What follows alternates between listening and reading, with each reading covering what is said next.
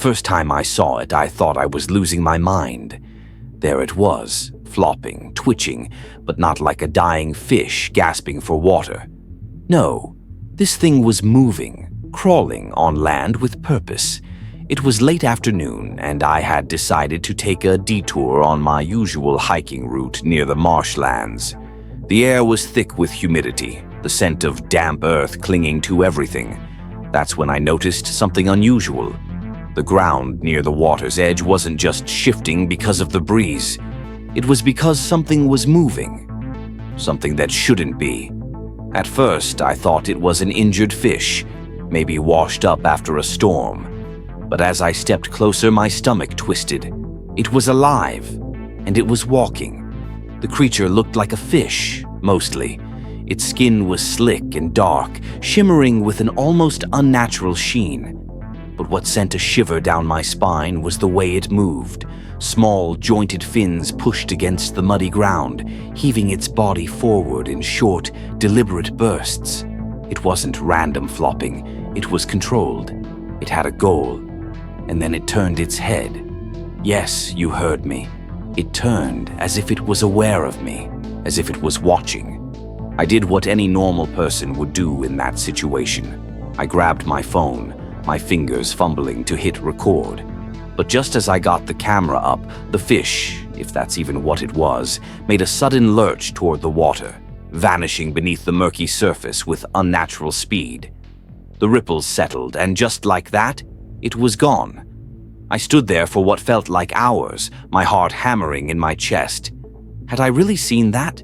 Was my mind playing tricks on me? I needed proof. I needed to see it again.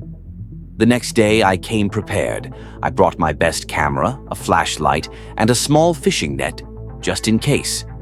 I returned to the exact spot, the sun hanging low in the sky. I waited. Minutes turned into an hour, then 2.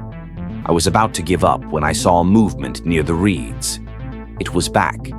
This time, I was ready.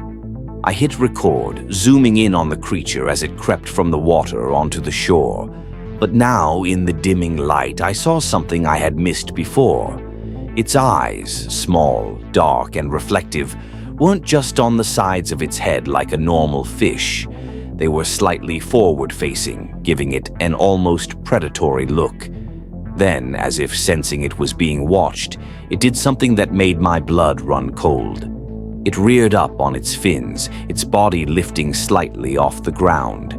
And then, it took a step. Not a lurch, not a flop.